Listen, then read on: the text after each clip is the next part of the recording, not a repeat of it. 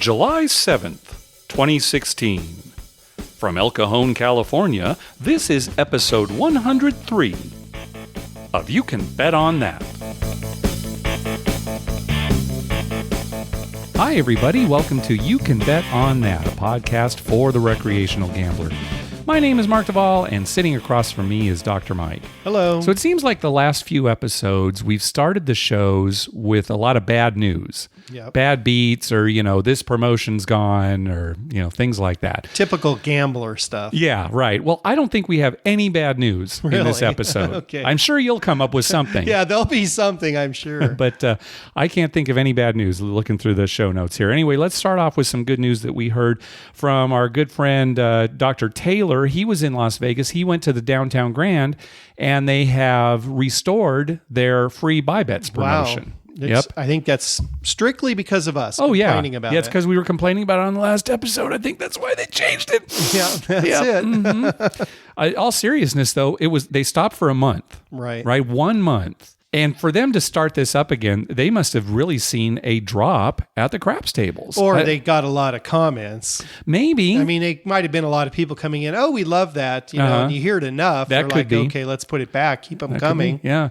Well, it's like we said, we had no intention of going back there, not out of protest, but why go there? Right. And now we've There's- got a reason to go back. Now there is a reason to go there. Yeah, so hopefully it will still be in effect when we're there. Probably next time we'll be there is in VIMF in October.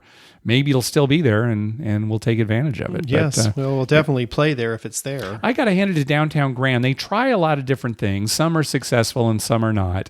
And I'm, hoping that this is something they become known for and they just stick with it. They market a lot. I get a lot of stuff from Do you get a them. lot of stuff? Yeah, I get Yeah. a lot of stuff from them. So they're trying.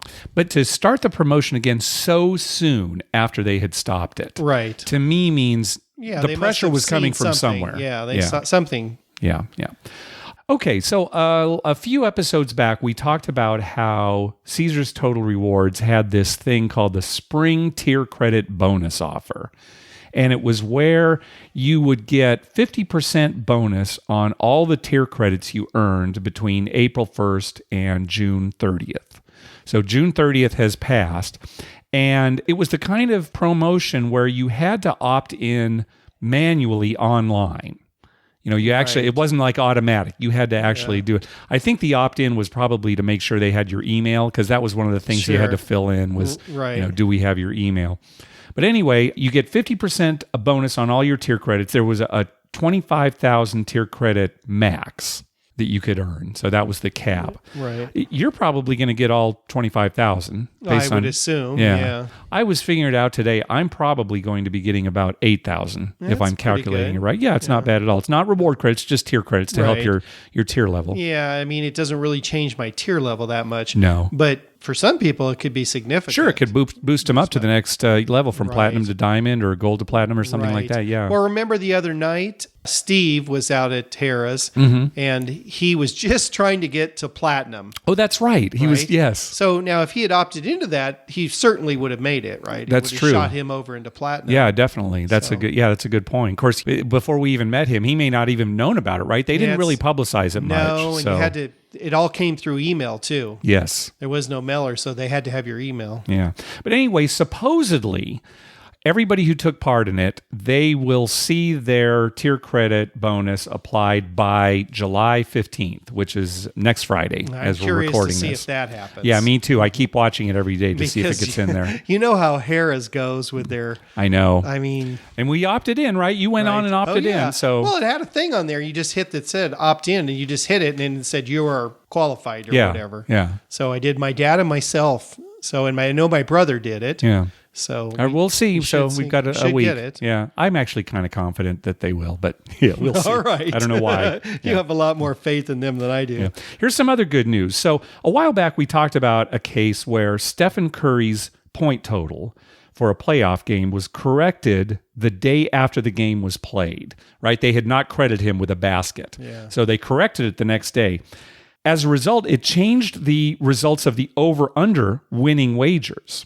Now, we never did hear any specifics about how casinos handled that, if they handled it at all. I'm sure it wasn't that popular a bet anyway. And No, so, I don't know how it it might have affected only a few people, and Right. they just kind of blew it off, Yeah. right? Anyway, listener Dennis sent us a link to a post at the New York Racing Association site about how they made good on a controversial horse racing outcome. And I'm going to read what it said on their site. It said, in the 8th race at Belmont Park on Friday, July 1st, an error was made in regards to the order of finish. And they don't go into what the error was. I couldn't find any additional information about it. But anyway, they said, as a result, NYRA will pay out both the official and actual superfecta for race 8. So it affected the superfecta. Superfecta. Now, a superfecta is where you wager on the first, second, third, and fourth finishers in order. Right. So it must have been something to do with the 4th place finisher. Maybe. Well, because if it was the 3rd place, it would affect trifectas. I know, but again, I don't want to go into too much detail. Maybe I'll put a link to the post here. And Mike, you can look. I put it in the show notes here. They ended up paying off 4 different superfecta combinations. Okay. Just 4. Not every possible combination, but just Right. 4. And in each case, the first place finisher was the same, but then the second, third, and fourth were different. So, why didn't that affect like you said, the exacta, the trifecta, anything? Yeah, I don't because know. That affects like exactas Yeah. and exacta boxes, quinellas. Yeah. I don't know. Anyway, the site goes on to say the New York Board of Stewards will conduct a full investigation into the circumstances that led to the error. However, NYRA has taken this immediate action for the benefit of our horse players and to avoid any further confusion or ambiguity on this matter. So that's nice. I mean, it's a nice move. Now, I don't know if they're going above and beyond to make payments or if they, just still distributed the superfecta pool evenly so that they didn't lose any money on it. That wasn't clear from this article, so I don't know. But, Right. Yeah, well, that's probably the case, Yeah, right? that could be. That's probably the case.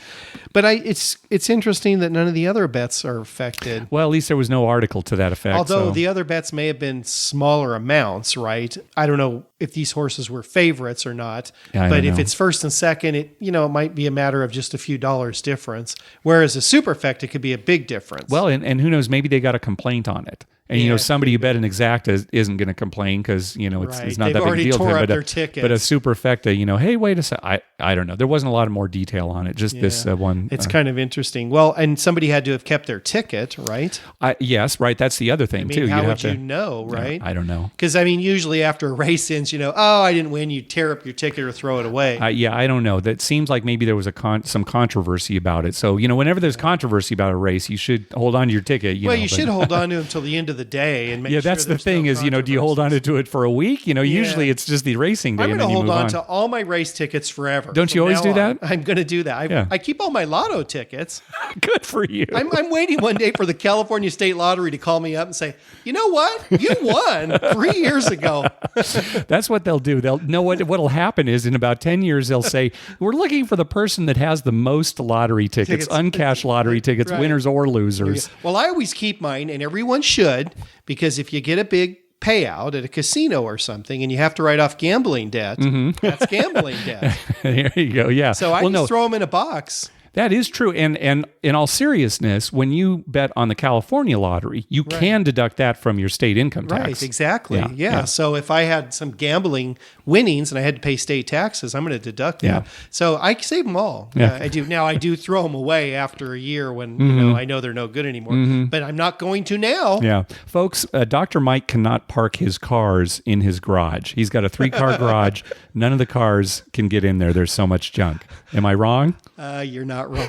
It's almost I'm embarrassed to say that, but you're not wrong. The rest of the house is immaculate. I agree. There's no question. It looks fantastic. Yeah. It's just the garage that, is an eyesore that we keep the door shut. That's right. You've got a craps table in there and There's a lot of gambling equipment that my wife would love for me to get rid of, but that's not happening either. okay. So recently it was Father's Day, and my kids got me some personalized gifts, a lot of them having to do with this podcast. Right. Yeah, mine too. And one of them was a hand towel that said, "You can bet on that" on it. Okay. So when we go to Harrah's, Southern California, we're playing at a craps table. Anytime we need to leave the table for some reason, but we're not going to cash out, we're going to leave our chips there. We're going to do something. What they do is they give you a little hand towel to put over your chips. Right. And that way it kind of protects them from, somebody quickly snagging them, or it reserves your spot. It'd be a lot more obvious if somebody lifted up a towel to take chips. Right. So anyway, I took out this hand towel that the kids gave me out there. And, the next time I needed a towel, I said, "Oh, can I get a towel? Oh, wait, I have one." And just pulled it out and put it right out there. And it was a different color from the ones they have there. And it says, "You can bet on that." And I think half the dealers were laughing with me and half the dealers were laughing at me, which is fine. Yeah, I'm sure there were several. I was laughing at you. You put it out on mine when I stepped away. That's right. Yeah. And I didn't know anything about it. And I came back and I gave the towel back to the dealers. And you're like, "Wait a minute, that's my towel." And, again, it was a different color. I don't know why you didn't look at it, because it looked completely different. Well, it was white and it said, "You can bet on that." But I just picked it up real quick and threw it back. Before you got there, the pit boss was like, "What is that over there?" I thought I was going to get in trouble for some. What is that? Right. I'm surprised they let you do it. It's not regulation. It's a towel. It's not regulation. The people upstairs are looking at, the camera like, "What the hell's going on there? What's that guy doing with that towel?" One more good thing to round out the beginning of our show here. So remember when you went out to Harrah's, Southern California on New Year's Eve, and you swiped your card at the kiosk to qualify for the $1 million giveaway that they were doing that night. Correct. But you didn't realize that you had to swipe your card at a different kiosk to get the 15 times multiplier for that night, for your reward credits. Which was bull crap as far as I'm concerned. Yeah, and so you did not get that bonus. It would have been significant. It would have been hundreds of dollars in reward credits. It was several $100s. Yeah. And you, after the fact, you went and said, "Hey, how come I didn't get this bonus?" And they actually saw, "Oh yeah, you only swiped it at the $1 million giveaway kiosk." Right. So, and there were no signs that I remember. Now, there may have been. I'm not saying there weren't. I'm just saying I don't remember you didn't seeing see it. any. And plus, and there wasn't anybody sitting there saying, "Oh, you got to swipe both places." And I think we made a legitimate claim that, why do you have to swipe at two different kiosks? Why do you have to swipe at all? I know that's the one thing we said. Why do you have to swipe at all? Especially if you're giving your card at the table, it should be automatic. You give your card at the table now, and you put it in the machine. The machine knows you were there. The people at the table know you were there when they get your card. So why do we have to go through? Well, that it's like you said. Maybe you don't want to be in the $1 million drawing. Maybe that would be too much stress for you. Too much stress. Yeah, you don't. You just and I don't want more reward credits. No. Because oh my God, what would I do? What would you do with them? Yeah. Exactly. Well, at least Harrah's, Southern California seemed to have learned part of their lesson, because when we went out here recently, they had a $1 million giveaway day. Actually, they were giving away $100,000 every hour, which instead is of one. Better than yeah, one I agree. person getting $1 million. 10 people got 100,000, which was great. And they had a 10 times reward credits multiplier, and you only had to swipe it once at one kiosk. You were automatically entered into both of them. Yeah, and you Wasn't know what that nice? Yeah, you know what I think happened? I think the people at Downtown Grand heard us complain about that and actually called Harrah's as a favor to a fellow casino and said, "You guys should really change that." Wow, so we're kind of the conduit here. Yes. To Downtown Grand, that is then the conduit for other casinos. Yeah, I mean, everyone at Downtown Grand, all the uppity or uppers, that's all they do is listen to our show and scrutinize it. Oh, good. Yeah. If anybody works at Downtown Grand and is listening, just drop us an email, just so we can't believe what we're. You're probably going to get an email just from Downtown Grand, "Dear Mark and Dr. Mike, F you." We're going to get a bunch of bogus email. Yeah, I work at Downtown Grand. Right. You guys can both go to hell. Hey, thanks to everyone who's been clicking through our Amazon link. Remember, whenever you're going to buy something through Amazon, go to our page first, youcanbetonthat.com, and click through our Amazon link at the top of the page.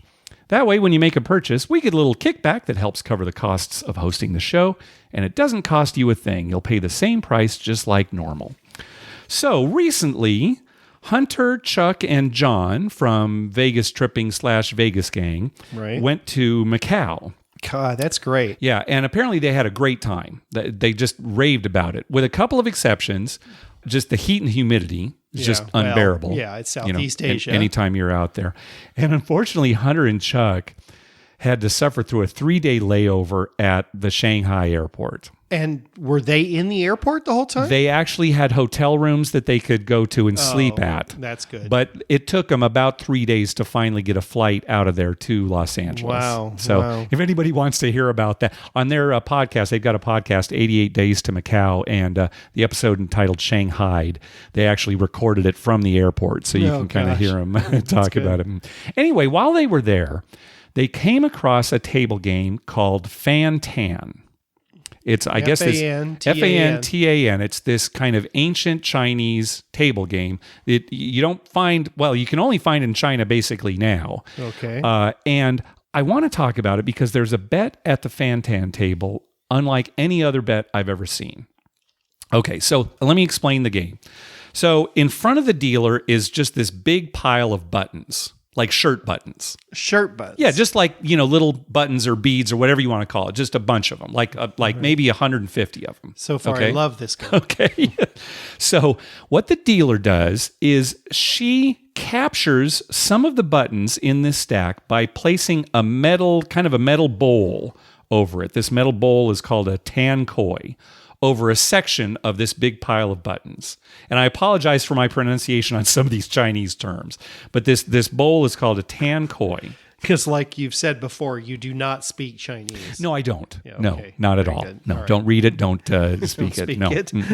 You know all the signs, though. You can sign it. Yeah, yeah, the sign language. I know Chinese sign language. So again, they take this tan koi and just put it over kind of a section of the buttons and kind of pull Just it down. randomly? So now there's a random number of buttons Okay. inside of this cup. And then she covers up all the buttons that didn't make it into the cup. It's got a big plastic cover, and she kind of scoots that out of the way so it's out of the way. All right. Okay, at this point, players make their wagers. And I'll talk about what you're wagering on after I kind of go through the mechanics of the game. Okay, so once the wagers have been made, she lifts up the cup and starts counting the buttons. This is a game my girls are going to like. I mean, this sounds like a game for a kid. And the way that she counts the buttons is she uses this small croupier stick to separate the buttons into lines of 4. And it's not a quick process. It's very meticulous. No, I mean, it's this ritualistic thing. It's not like 4, 4, 4. It's like, kind of work it around. Now here all the and buttons 4. the same? Yeah, they're all look the identical. same. They're like Okay. all white All buttons right. or whatever. You can't Right. tell the difference from. Okay. So this is the way that she's counting them, is just separating them into these lines of 4 buttons. So as she goes through there, and typically there'll be like 50, 60 buttons that end up in this cup, something like that. Okay. So how many are there to start? Well, Do we again, know? I don't know, and that's a good question. But when you look at it, it's like maybe 150, maybe a couple of hundred. There's quite a few, but right. she's only taking like a section of Right. them, right? So Okay. now when she gets to the end of the counting, that final line of buttons she makes may have anywhere between 1 and 4 buttons, Correct. Right, so Whatever the leftovers. whatever the leftovers are. So the game is players wager on how many buttons will be in that last line. So all this is an elaborate ritual to come up with a random number between 1 and 4. Okay. That's all it is. You could roll a 4-sided die and it'd be about, the same. Same, right. That's all it is. And but she goes through this meticulous, just, separating them. And I think that adds to some of the fun of the game, because when you get towards the end, you can kind of see what the number's going to be. And Yeah, this is probably based on some ritual Chinese thing. Oh, yeah, right? I'm sure. I mean, Yeah. there's probably a reason they do this. Yeah. Okay, so how do you bet? Well, you can bet on a specific number, say 1, 2, 3, or 4. This bet is called Fan. It pays 3-1, which is the fair odds, minus a 5% commission on the winnings. Not on the wager, but on the winnings. So if you lose, you just lose your bet. Yes. If you win your bet 3 for 1, 3, 2, 1. 3, 2, 1, minus the commission. Minus the commission on 3. So, if you bet $1, you'd win 3, they'd charge you 5% commission on the $3. Right? Okay. In fact, all the bets at the table pay at fair odds minus 5% on the winnings. Okay. Okay, so betting on one number, that's one way to go. You can also bet on 2 numbers. This bet is called Quack. If either of the numbers you bet on comes up, you win even money. Again, minus the commission. So it makes sense if you bet like on 1 and 3, right? Well, half the time, 1 or 3 is going to come up. Right. So you win half the time you lose, so it pays even money. Right? Now, there is no 0, right? Well, because 0 the last line would be 4. Right. Just count 0 and 4 is the same thing. Right. Yeah. You can also bet on 3 numbers. This bet is called She Sam Hong. Let's just call it Sam. Okay. It's Sam. It pays 1 to 3 minus the commission. It's almost like you're betting against a single number. Right. Oh, I'm going to bet on 1, 2, 4. Yeah. I don't like 2. No 2. Oh, you want to bet on 1, 3, 4. 1, 3, 4. Okay. So 1, 3, 4. So as long as 2 doesn't come up, you win. But you only get 1 to 3 on it. Right. Again, minus the commission. Okay. Here's the interesting bet to me. There's another bet called NIM, which, like the Quack bet, is a bet on 2 numbers. However, the NIM bet will win if one of your numbers comes up, and it will push if the other number comes up. So how do you determine which is the... Well, that's the thing. So if you, for example, if you made a NIM bet on 4-2, you would win if 4 comes up. You'd push if 2 comes up, and you'd lose if 1 or 3 comes up. Okay. And you're specifically saying, I will win if 4 comes up, and I will push if 2 comes up. So a NIM bet on 4-2 is different from a NIM bet on 2-4. Right, because then it's the other way around. It's the other way 2 would around. win and 4 would push. Exactly. Yes. I gotcha. So can I do a NIM box? you Which would be a Quack. You can't. That would be a Quack. A NIM box is a You Quack. figured it out, right? A NIM box would be a Quack. Not quite, because it's a push we're talking about. Right, You know, if you're doing right. Okay, it's Yeah, not like right. an Exacta box or something like that, right? No, Right. this is because of the push factor. And that's why I think this is interesting, because I've never come across a bet where you can choose a winning outcome along with a pushing outcome. And also you're choosing your losing outcomes. Yeah, as a result, right? Well, As a result, well, I mean, right? you kind of choose your losing outcome in any bet when you say, Right, well, if I'm you betting bet on on one 4, so number. 1, 2, 3 are my losing bets. But I've never seen one where it's like, I choose this for a win, I choose this for a push, Yeah. as it being built into, sometimes it's built into the game. Right. Like if you place the 6, well, if 9 comes up, that's a push. But Right. that's built into the game. Here, you Right. actually pick which number will win and which number will push. Right. There's only going to be a certain number of outcomes because there's only 4 numbers. Yeah, there are only 4 possible outcomes, right? And the payout on this NIM bet is 2 to 1 minus the commission. Okay. And finally, you can even do a bet like well, that this. seems like a better bet than betting because you get 2 to 1. Yeah. Better than betting a 1 to 1, right? Picking 2 numbers, you Sure. said paid even money, right? Yeah, So I'd rather do a NIM, and because one will push, one will win, right. and when it wins, I get 2 to 1. The problem is, though, remember the commission is based on winnings. Right. Okay. It's too bad it's not based on what you bet. So actually, the less you win, the less you're paying less in commission. right? you're going to pay. That's true. But anyway, 2 to 1. There's actually a 3-number bet that's kind of like this NIM that you can bet on, called a Nga Tan. And I'm sure I pronounced that wrong. But that's where 2 of your 3 numbers are winners. 1 is a push. And only the 4th is a loser. Yeah. What's that pay? That pays 1 to 2. 1 to 2 minus the Okay, commission. Yeah, I was going to say it'd have to be. I can only lose with one number. Yeah. and Well, one push. Yeah.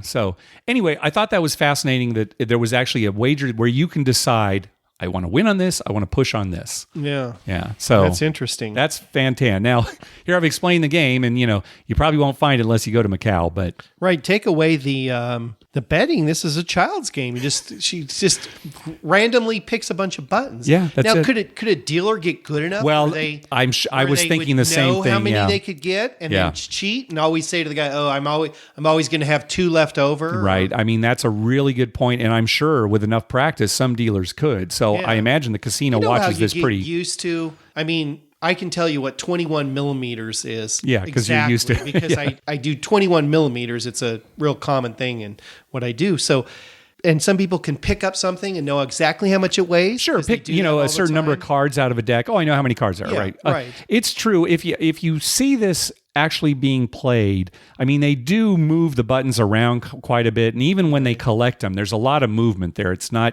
super precise. So, Right. but yeah, that's something to consider, right? Yeah, You you say, would think. well, okay, as a dealer, you cup it and you think, okay, I've done this enough. I know there's going to be 3 left over, and you signal to your accomplice, and I don't, Right. And you that don't could do be it an issue. every time. You just do Yeah. it every once in a while. Like this Yeah. time, there's going to be 3 left over. Bet Yeah. on 3, and they load up. Yeah. I mean, It seems to me like that would be a common thing. Of course, if you did that in China, you'd probably, Yeah, you don't just go to prison. Yeah, bad things would happen to you.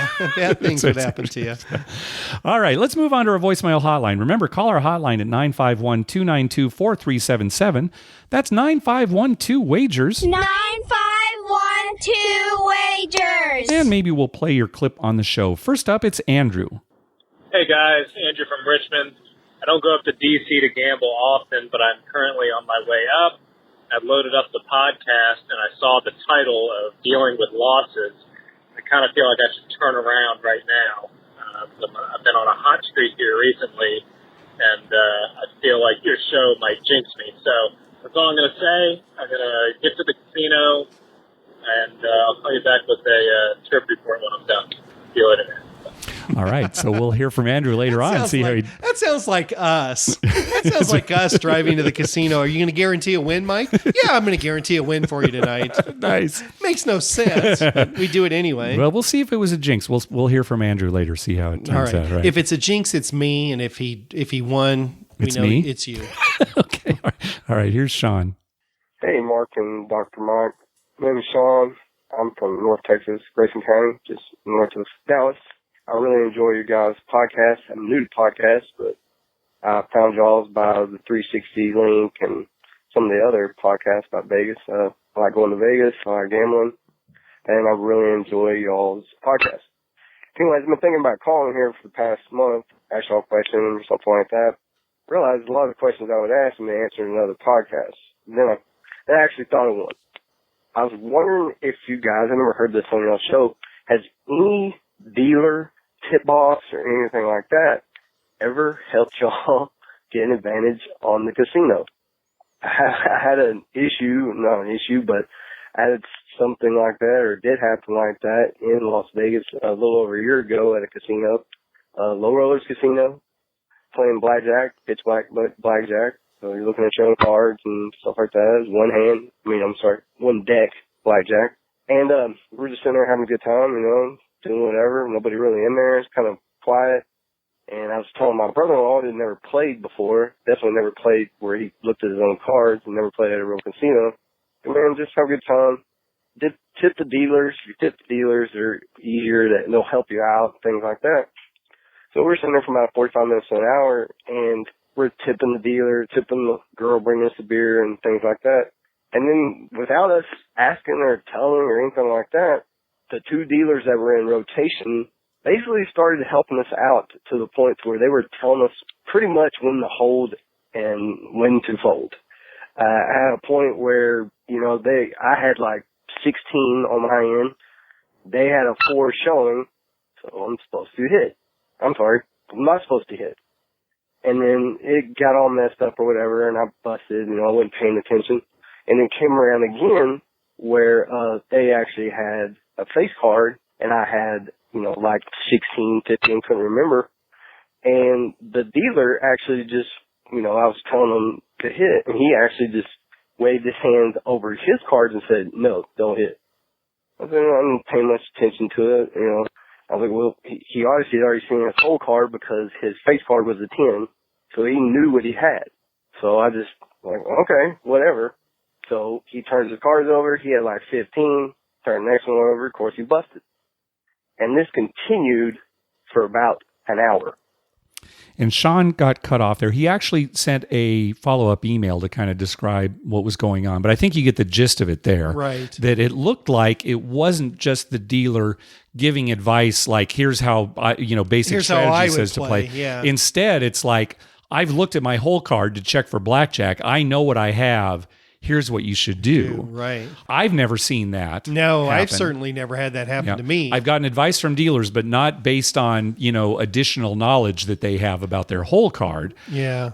And I'm surprised they could do that. It's a little scary because if he's giving you advice based on knowledge of his whole card, he's helping you cheat. I mean, he's cheating for you basically. Right. And, if the casino saw it, they would assume that you're in collusion with them. That maybe, you planned this ahead of time. They would not assume that you just met up that day and he was being nice. No, they would assume you talked about this beforehand. Yeah. So nice that nobody seemed to get in trouble here. And but no, I've never seen anything like that before. I've never seen. I think the most we've ever seen is a dealer kind of realizes that he made a mistake, maybe in a payout or like the last hand, and then just kind of, oh well. You know, this happens and kind of looks the other way on that. Right, we're not going to rehash that. Yeah. Let's just move on. But never... I've seen that a lot. You've seen that a lot where they page in, they realize afterwards like, oh, and then, it's like, oh, you've already collected the money. Instead of like going over it. I mean, I have had them ask me like, oh, I overpaid you.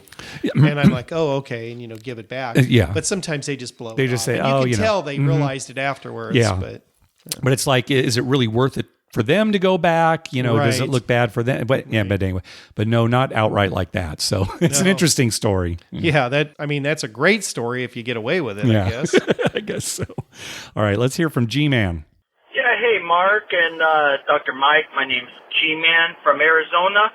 I was listening to episode 102 about losses, and I've been on quite the losing streak lately and quite discouraged from playing. Usually a poker, Texas Hold'em, 1-2 no limit, and a bunch of bad beats in the last couple months, and it kept me away from the tables. I was discouraged and stopped playing for about 4 months.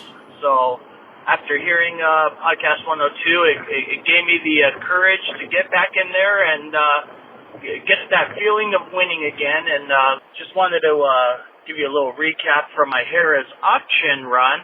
Decided after listening to the podcast to take a run over to auction and play a little bit of a 3-6 limit, and it took me about 6 hours, but ended up clearing up about 6 racks and bought in for only 1 rack, which was nice. And just wanted to thanks for the encouragement. And new listener was turned on to your show by a fellow passenger on the flight back home from Wisconsin. So. Like your podcast. You guys are doing a great job. Keep up the good work, and look forward to all the new episodes coming up. Have a good one. Bye. Okay, thanks. It's a good story. Boy, turning one rack. So a rack, when you talk about a rack at a poker table, it usually means $100, right? 100 if it's $1 singles, chips. If it's singles, it'd be $100. So he turned 1 rack into 6 racks at a 3-6 limit game. That's no small feat. No, that's pretty impressive. 6 times. If you started with 100, you end up with 600. Yeah, that's pretty I used to try to grind out 3-6, at the casino, and if I could double my money, that'd be great. But boy, 6 times like that. 6 times is very good. Well, we're glad you got back up on that horse, because if you play long enough, eventually you'll have a nice win. However, and I know, we talked about this on the last show about how, don't get down, kind of work through it. But to everyone out there, you should still only play if you can afford to lose. Just because we say you'll eventually win, because, eventually you're going to win, that doesn't mean you'll eventually win everything you've lost. Right. Okay. Could you tattoo that on my forehead? No, not my forehead, on my arm where I can actually read it. You should do that. All right. If I'm ever going to get a tattoo, which is highly unlikely, but if I ever do, that's what it would be. All right. That'd be a good one for you. We're saying, don't get discouraged, but we're also saying, hey, only play with money that you can lose, because we're not saying the winning streak is coming anytime soon. It may take quite a while. You do seem to go through streaks, and I know this makes absolutely no sense, but we've had it where we've gone months, and we've talked about it. Sure, how can this be so bad? And then it'll turn around, and we'll have 3 months of great. Every time we go, I know. How can it be so good? Yeah. It's crazy. It happens a lot in poker. Yeah, the poker home games. For me, more than you. Yeah. But everyone gets in that, where they just can't win, or they just win a little. Oh, I know. But I went a whole year. You cannot lose. I went a whole year in our home game and barely eked out a win. This year, I'm on fire. Right. I mean, it's like I can't lose. Right. And I'm not playing any differently. No, it's just like everything's coming up your way. You're right. You need some luck to go along with it. So anyway, good story. All right. Let's hear from T. Hey guys, it's T from Arizona, where it's warm enough to bake cookies on the dashboard of your car just about every day. Anyway, I wanted to thank you both for everything you do here on the show. And just like you guys, I play craps wherever and whenever I can. Sadly, Arizona doesn't have live craps tables, but at least I can play the automated bubble craps game with about a 33-minute ride from the house. So I got about 2 questions for you today. One is, would each of you ever consider making a hedge bet on a craps table? One of the most compelling examples I can think of is to imagine if you had a $5 fire bet in play, and 5 unique points had already been made. At that point, you'd already be guaranteed at least a $1,250 win. So then let's pretend the final point needed established is a 10, and it is established. You could then choose to lay that 10 for $2,500, and holding aside the lay bet commission, you'd lock in a $2,500 win, regardless of whether the 7 or the 10 came first. On the other hand, if you didn't lay that 10, you'd have a 1 in 3 shot at winning $5,000 if the 10 came first, and a 2 in 3 shot at winning $1,250 if the 7 came too soon. So what would you guys do in that scenario, especially if up to that hot roll you had been jammed up in a deep and long losing streak like caller Uncle Jackie from Massachusetts told us about in your last episode? The other thing I'd like to say is I gamble with a really solid crew that grinds it out at casinos all over the country, and our crew really likes to party hard and have a good time while we're settling in and earning. I was wondering if you'd be willing to share one of your great gambling party stories, one of those times you'll never forget and you keep laughing about for years and years later. Again, I love the show. I just want to call a shout out to all the gambling soldiers out there who are battling with the casinos just trying to stay alive. If you're stuck in a losing streak, pick your chin up, breathe in that fresh pumped casino air, have a few of your favorite free drinks, and remember this is all the life we chose. Settle in and earn. Take care, guys. Love the show. Talk to you soon. That's right. That's well put. That's well put. As long as you can afford to lose.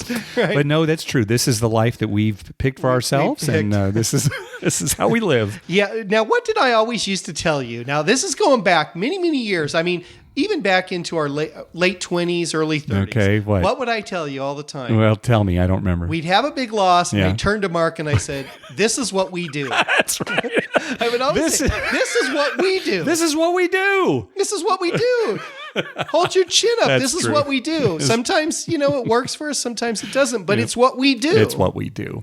Hey, as far as the hedge bets go, yes, we have done this particular hedge bet. Now, normally we don't suggest hedging of any kind, but hitting 6 numbers on a fire bet is so rare Right. that maybe that is the time to hedge. And it is a good time, but Yeah. it creates a problem, though, because how much do you hedge? You have to kind of decide, and you and I have talked about it. Yes. I think the thing that we prefer to do is hedge a little. Right. Don't hedge so that no matter what happens, you'll get the same amount. Right. Hedge just a little bit so that, if you don't hit that 6 number, you get a little something, because you're still going to get $250 for 1 on the 5. Yeah. Right. So because this last weekend at Harrah's, Southern California, the table next to us, unfortunately not the one we were on, the guy had made 5 points. He came up on his 6th, which happened to be an 8. yeah, you want that. Yeah. So you're thinking, oh my God, an 8, he's going to hit all 6, right? Yeah.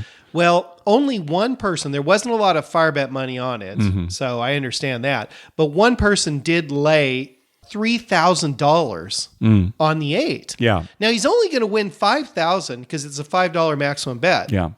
So if he hits all 6, he's going to win 5, but he's going to lose 3. Yeah, that's too much, I think. Yeah, and he's only going to have a net of $2,000 profit For all 6 numbers. Yeah. For all 6 yeah. numbers. Now he's still going to get $1,250 if 5 comes up. You meant 8. You said Yeah, I 5 meant- because right. 5 is always the number that 5 is always the number that for confuse us. the thing. Right. But he is going to win that hedge bet too. Right. He's going to get the $1,250, but he's going to win He's the going hedge to bet, win the right? hedge So bet. yeah, But I mean, it's an 8. yeah. No, I know. I would maybe $1,500 at the most. Yeah, just At to the get you a little most. bit more.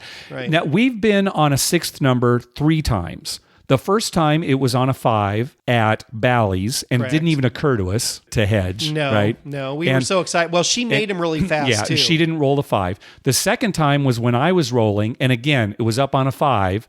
You hedged it with a lay bet, and I made the 5. That was Right. the only time we've hit all 6 numbers on the fire. And then here recently at Harrah's, you were rolling. You were up on a 6th number. It was a 10. Right. And you laid against the 10. You didn't make the 10, so your hedge so bet helped a little bit. Right, Yeah, I made yeah. the right move Mhm. there. Yeah, we've Yeah, definitely if your done that, number yeah. doesn't come up and you hedge against it, you win more because you still get the 5 plus that. Right, yes. Right. So, and a 10, I have no problem. I might put 3,000 on a 10, right? Maybe, but then again, mean, still, if you hit the 10, you only get 2,000. Anyway, just a short answer, yes, that is a time when we'd hedge. Now, as far as a gambling party story, I don't know. When we have like a big win, the way we party is we just gamble more. Well, you drink a little more. Well, the only thing I can really think of, and this was back in our college days, we were there with a bunch of guys, and Greg and I decided that we'd have a drinking contest. That's the way that we kind of celebrated. Right. And you were the judge. I was the judge to determine who. It was basically to see who could drink the most in a night. Greg drinks way more than I ever did. Right. But I'm pretty big, so I was able to kind of take it. You were the judge. Yeah. You judged that I won. Yeah. Because after all the drinks that we'd had, all night long of drinking, Mm-hmm. you were able to eat 2, I believe, McChicken sandwiches at McDonald's. with extra mayonnaise. Yep. And I So thought, that's what I if you can eat that much mayonnaise after drinking all that without puking, you deserve it. I didn't throw up. So that's how we party. Yeah. All right. Next call. Let's hear from Cousin Vito. He's the host of the new Cousin Vito podcast. Hey guys, Vito from Connecticut. I just wanted to give you a call. I've been reading about that California is getting closer and closer to legalizing online poker again. I remember you and Dr. Mike talking about you used to play on Full Tilt, which was a good time. And I just wanted to know, if they do legalize it, are you going to rush to play again? And when you did play, did you prefer playing cash games, sit and goes, or big tournaments? Because I used to find myself torn. I kind of like the sit and goes because they didn't last as long. But, the big tournaments have, big pie in the sky usually. Thanks for the time. Hope to hear from you soon. I don't know how close we are in California. I hope it's, sooner than later. But if we do get it back, are you going to rush back to play? I'll play. I'll play, but I don't know that I'll play. My problem with online poker is I just don't have a lot of time. Well, see, and this kind of goes to the next question he was asking about is what do we like to play? Because I'm definitely going back. As soon as they have it in California, Sure. I'm going back in. But I don't like playing tournaments or anything like that because of the time. It's the time constraints. Usually when I'm playing, I say, I've got 5 minutes here. Maybe I'll play some poker. Yeah, sit and go's okay because it's faster. It's faster, but even so, seriously, Mike, I would play Rush Poker on Full Tilt. They have something similar on PokerStars called Zoom Poker. Right. And that was great because literally it's like, okay, I've got 3 minutes before the kids are ready to, go out in the car, right? So it's like, okay, I'm going to play poker real quick. With this Rush Poker, you got on the table right away. Right. You can fold hands as soon as you see them, right? You Yes. don't have to wait for action to come around to you. And man, I'll tell you, at the low limits, people really overplay top pair. Right. So if you're patient, I was winning it. I wasn't crushing it, but I was definitely winning at this Rush Poker. So Yeah, I at the wouldn't lower play- limits. Yeah, at the lower limits, exactly. So Right. that's what I would do. I wouldn't do any tournaments or anything like that. I mean, I would probably do something like that as well, just because my problem is time. Oh, of course. I'm at work, and Yeah. then I've got a family at home, and I don't have a lot of time, and I can do a little before I go to bed every night. Yeah. And that's basically what I was doing. Well, and when you're at home, interruptions come all the time. It's like, oh, Mike, can you help me with something? Oh, yeah, let me just fold this hand. And then, you're not in a tournament. So, You don't right. need to worry about it. But he's right, though. Those tournaments are where the big money is. Well, sure, but and it's kind of tempting. And, if you have time. if you have time, but if you're really going to compete for those big tournaments, I mean, some of you've got them to take are it really. hours. You've got to take it really seriously Yeah. too. And there's some pretty good players online. So Right. yeah. Okay, let's hear from Will. Hey, Mark and Dr. Mike. This is Will from North Carolina again. And I'm just finishing up another Vegas trip.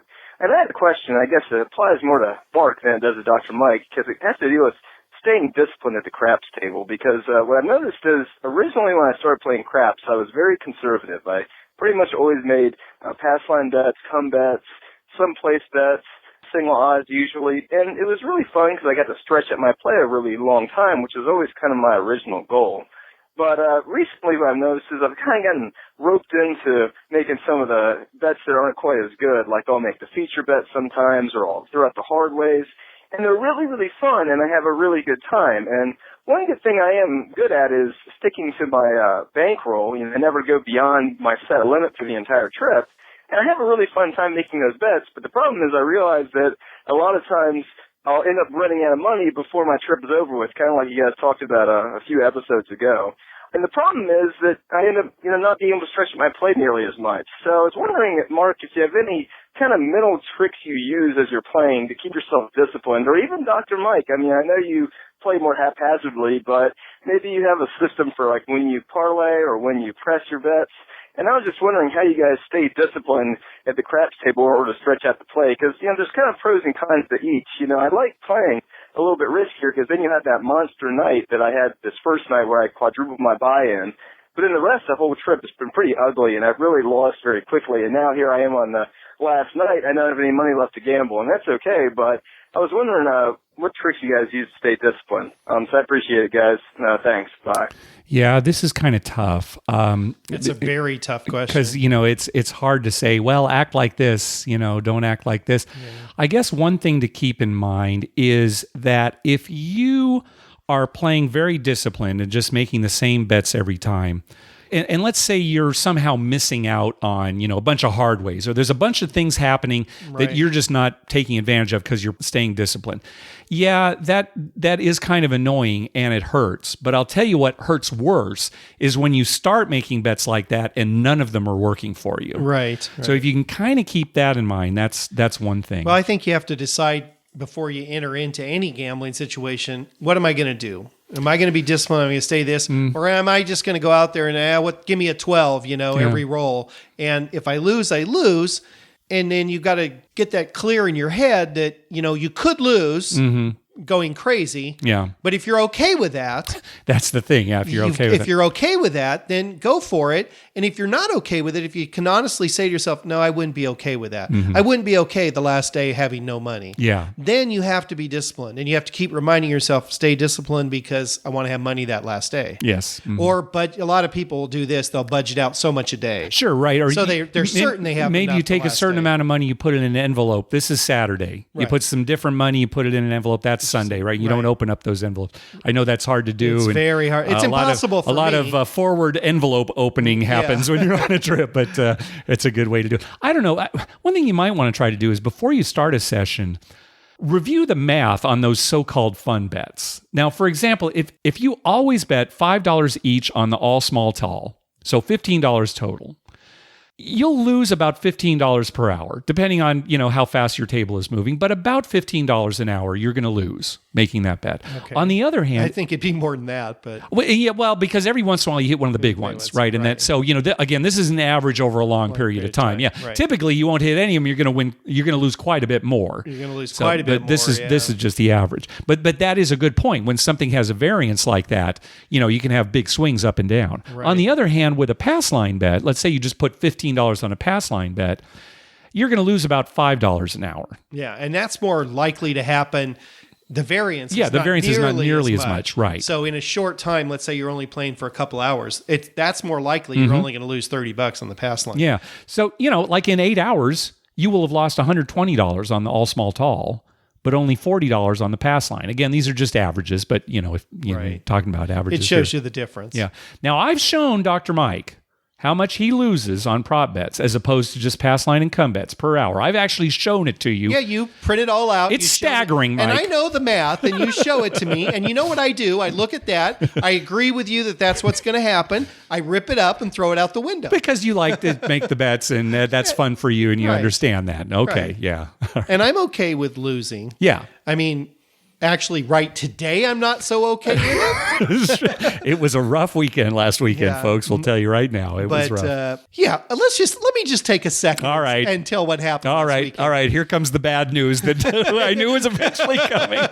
So we're playing at this craps table, and we're there all night, this one table.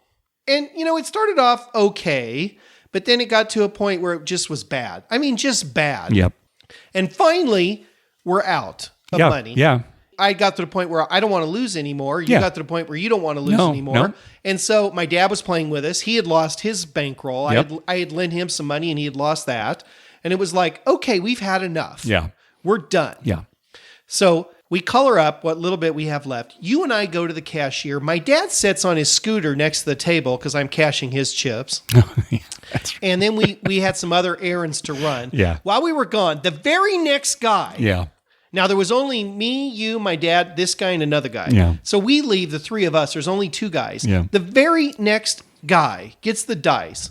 We come back to the table after cashing in and doing all of our errands. Yep. He's made his third fire number and repeated one once. So he's already made 4 points. Mm-hmm. He establishes a fourth fire number. Yep, it was a 9. He was up on his fourth number. 2 rolls later, he rolls it. So he wins the fire bet on for four numbers at least. At least 4. Mm-hmm. And he had made 5 points to that point. And I smoke was coming out of my head. It's still coming out of my head. You couldn't stick around. We didn't even see the end of the guy's roll. No, so I said, that's it. Yeah. I cannot. We sat here all damn night. Yeah, and then the very next we shooter. couldn't do a thing. The very next shooter would have got me all the way back to even. Oh, me too. Easily. I mean, you would have been ahead. Yeah, probably. I would have got all the way back to even, and he probably made the 5th and 6th number for all I know. They'll probably tell me when I go out there this weekend. Yeah. But I was so stinking mad. I know. Hey, that happens. And then the week before, I was down and I got the dice, and here was my roll.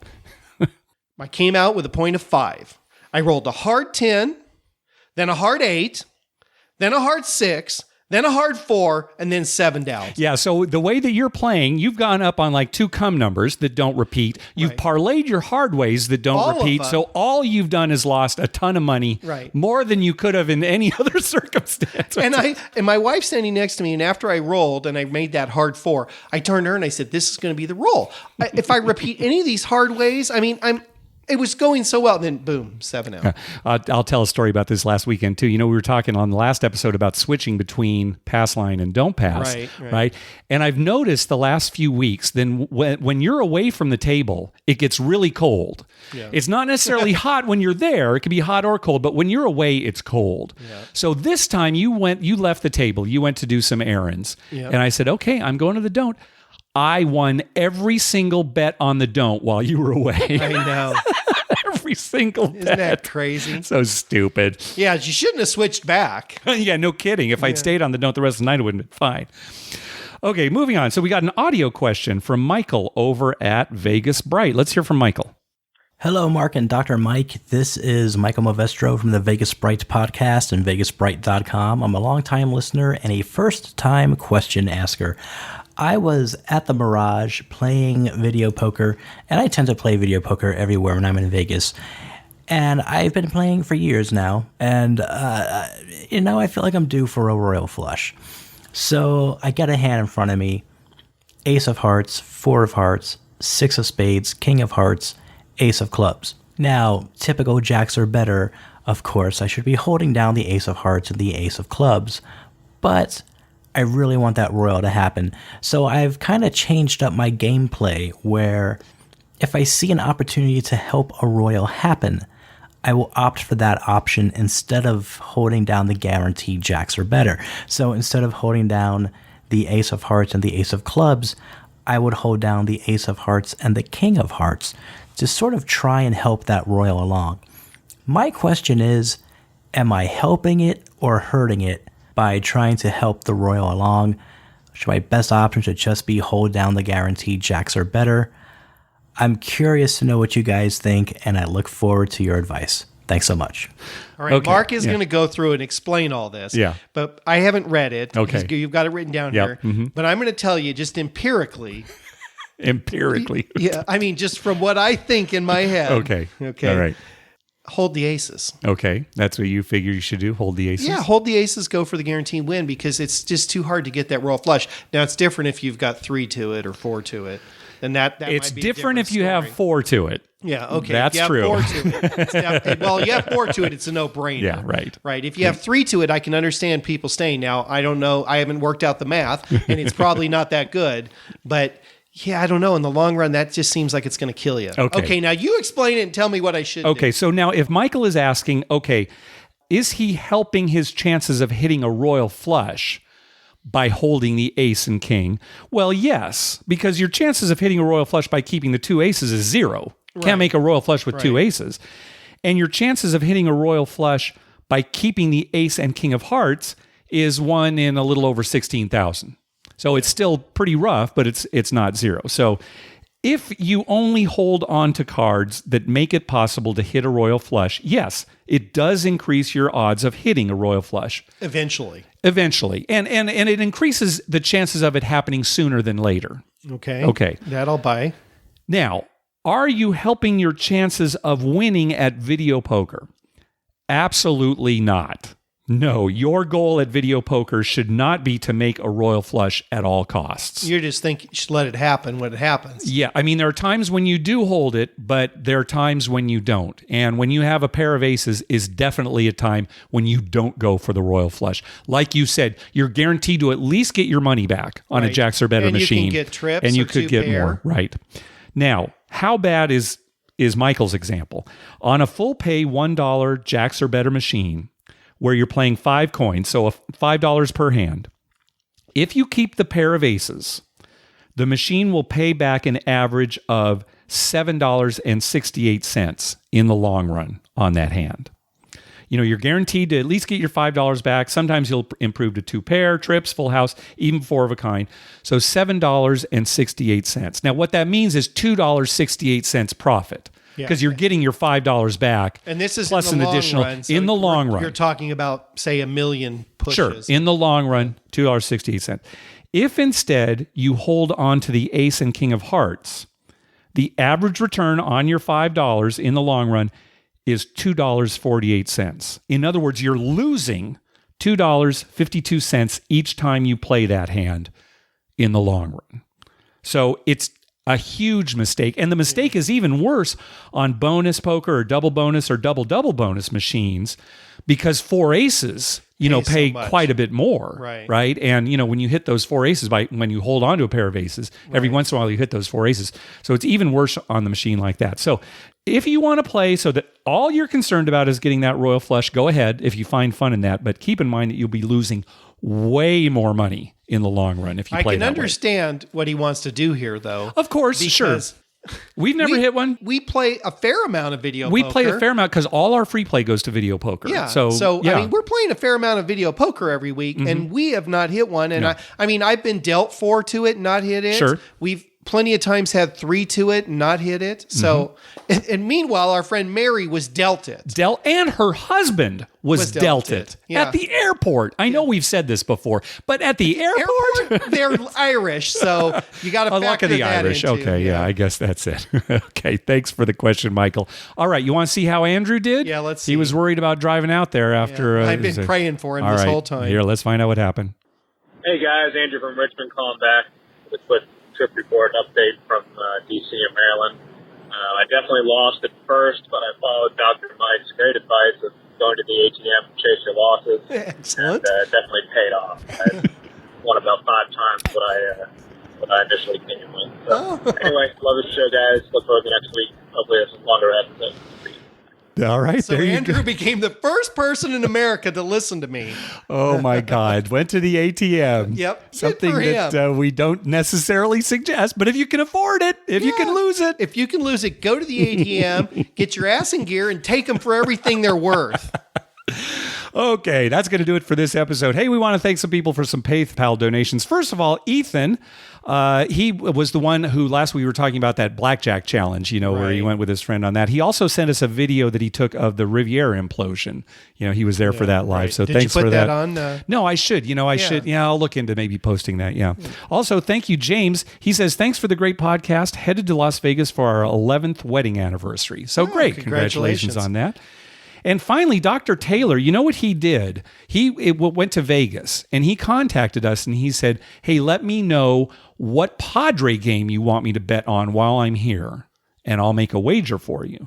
So we decided, Dr. Mike, you would pick the game, and Right. you picked the game. It was the Padres against the Yankees on Saturday night. I think it was July 2nd. July 2nd. And Saturday. you wanted to go with the Padres because our best pitcher was out there. Right. They have 5 starting pitchers, none of which were on their starting roster on opening day. Yeah. Because they've either been injured or got rid of them or whatever. Yeah. But the guy pitching that Saturday Yeah, night Pomerantz, yeah. was Pomerantz, and he's our best pitcher today. And he didn't disappoint. He Nope. pitched great. It was a very exciting game. We actually won it in the bottom of the 9th, right, with a On home run. So yeah. it was close. It was 0-0 most of the game, and then they each scored a run somewhere like 6th or 7th inning. It stayed 1-1, and we won on a solo home run in the bottom of the 9th. Nice. So again, thanks for that, Taylor. Taylor also said that the pool at the Plaza recently opened, and he says it has a mini craps table, $5 minimum, 5 times odds, and $5 minimum 3 to 2 6-deck blackjack right by the pool there. Do you have to be in the pool, or is this next to the pool? I think it's next to the pool. Okay, but, that I yeah, could do. I don't know. I don't want to be in the pool. Hey, be sure to check out our TV listings showing all the gambling-related shows coming up within the next 2 weeks. We update those listings every Wednesday using a customized program to search through all the raw American TV data. Just go to our webpage, youcanbetonthat.com, and click on the link at the top that says TV listings. We'd love to hear from you. Call our voicemail hotline at 951-292-4377. That's 9512-WAGERS. Or you can email us at youcanbetonThat@gmail.com. Also, follow us on Twitter at YouCanBetOnThat. We tweet when we're heading to a casino, and we'd love to meet up with you. Like us on Facebook at facebook.com/YouCanBetOnThat. And finally, head on over to iTunes and write a review on us. When you do, it helps us get new listeners. All right, take us home, Dr. Mike. Well, before our next podcast, you'll have gone to Comic-Con. Oh gosh, what is today? No, we're gonna have one more podcast. We're gonna record the night before Comic-Con if we stay on this schedule.